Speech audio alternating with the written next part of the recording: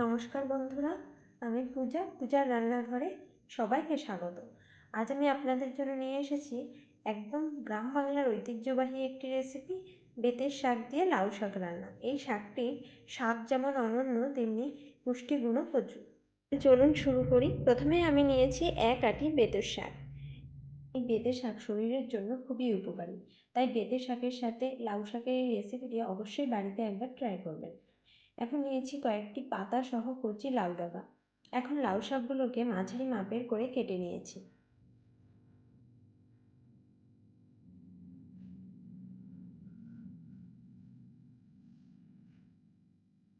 সাথে বেতের শাকেরও গোড়ার দিকে শক্ত অংশটা বাদ দিয়ে শাকগুলোকে মাঝারি করে কেটে নিয়েছি।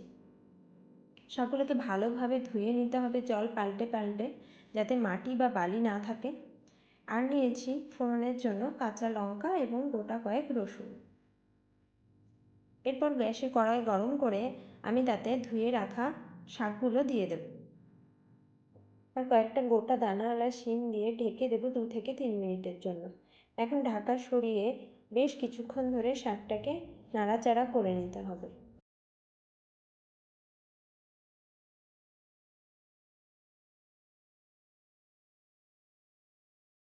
এইভাবে কিছুক্ষণ নাড়াচাড়া করে নিয়ে আমি দিয়ে দেব পরিমাণ মতো লবণ।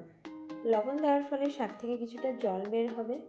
পর্যায়ে আমি কয়েকটি চেরা কাঁচা লঙ্কা দিয়ে 5 থেকে 7 মিনিট মাঝারি আঁচে রান্না করে নেব, যতক্ষণ না শাকগুলো মজে আসছে।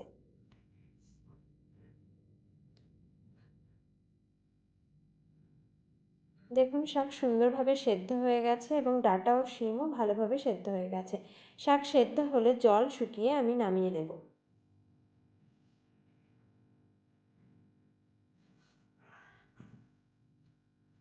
এখন কড়াইয়ে বেশ খানিকটা সর্ষের তেল গরম করে আমি একটি শুকনো লঙ্কা ভেজে নেব। এই শুকনো লঙ্কা ভাজা শাকের সাথে খুবই ভালো লাগে। এখন ফোড়নে আরও একটি শুকনো লঙ্কা দিয়ে দেব, আর দিয়ে দেব কিছুটা কালো জিরে। এরপর দিয়ে দেব থেঁতে করে রাখা রসুন।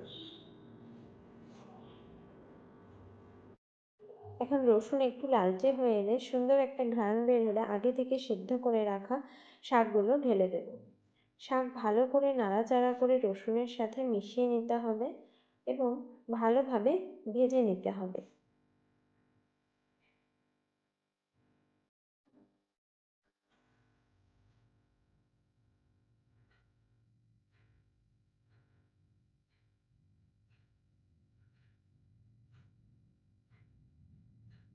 এইভাবে মাঝারি আঁচে বেশ কিছুক্ষণ রান্না করে নিলেই তৈরি হয়ে যাবে আমাদের আজকের রেসিপি, বেথু শাক দিয়ে লাউ শাক রান্না।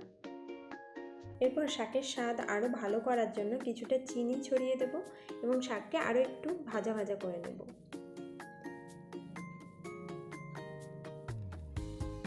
দেখুন, তৈরি হয়ে গেছে দারুণ সুস্বাদু এই শাকের রেসিপি। শীতকালে বাড়িতে অবশ্যই একবার এইভাবে রান্না করে দেখুন। আপনাদের খেতে যেমন ভালো লাগবে আর শরীরের জন্য হবে ভীষণ উপকারী। গরম ভাতের সাথে এই শাকের কোনো তুলনা হয় না। এই শীতের সকালে শাক ও লঙ্কা ভাজা দিয়ে গরম ভাত তো অপূর্ব লাগে খেতে। আশা করি ভিডিওটি আপনাদের খুবই ভালো লেগেছে। ভালো লাগলে লাইক, কমেন্ট এবং শেয়ার করবেন। আর হ্যাঁ, চ্যানেলটি সাবস্ক্রাইব করতে যেন ভুলে যাবেন না। দেখা হবে আবারও নতুন কোনো রেসিপি নিয়ে। সবাই সুস্থ থাকবেন, ভালো থাকবেন। ধন্যবাদ।